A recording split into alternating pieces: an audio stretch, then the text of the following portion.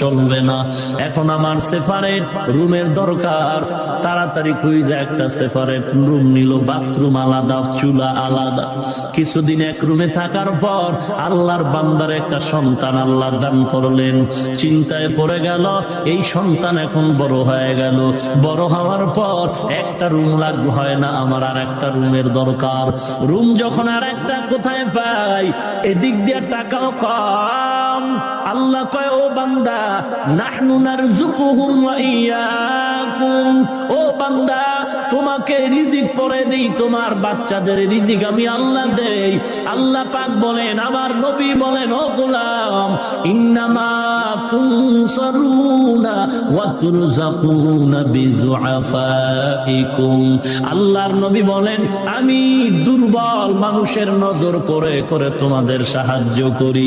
ওরে বান্দা, তুই টেনশন করিস না, আমার ছেলে সন্তান বেড়ে গেলে খাবে কই, থাকবে কই। ওরে সংখ্যার উপরে রিজিক বন্টন হয় না, রিজিকের সম্মান, রিজিকের বন্টন সন্তানের অঙ্ক দেয়া হবে না, রিজিকের বন্টন হবে আমার আল্লাহর দরবার থেকে। এখন তোমার সন্তান বড় হয়ে গেল, এক রুমে হয় না, 2 রুমওয়ালা, তুমি এক বাসা নিলা। যখন তোমার সন্তানের বিবাহের সময় হয়ে গেল, এখন এক রুম 2 রুমেও হয় না, তোমার আলাদা আর একটা রুম দরকার।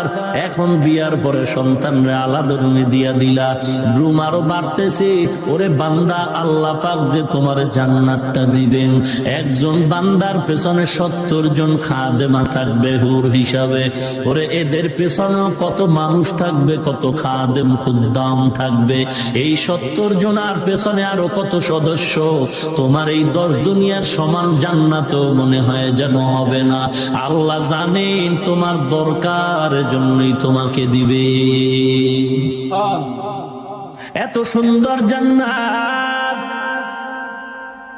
কেমন সুন্দর জান্নাত আল্লাহ আপনাকে আমাকে দান করবেন। এত বড় জান্নাত আমার দরকার নাই, আমার ছোট একটা রুমের মতো জান্নাত দিলেই হবে রে আল্লাহ। ওরে বান্দা, একা একা ঢাকার শহরে চাকরি করে, একটা রুম নিয়ে বেসালার থাকে, এক চুলায় 10 জন পাকায়, এক বাথরুমে 10 জন গোসল করে। যখন বান্দা বিয়া করলো, তখন আর তার 10 জন এক চুলায় চলে না, এক বাথরুমে হয় না। আল্লাহর বান্দা এখন চিন্তায় পড়ে গেল, আমার এখন বিবি আসলো, বিবির নিয়ে থাকার জন্য সম্মিলিত সংসার চলবে না। এখন আমার সেপারেট রুমের দরকার। তাড়াতাড়ি খুঁজে একটা সেপারেট রুম নিল, বাথরুম আলাদা, চুলা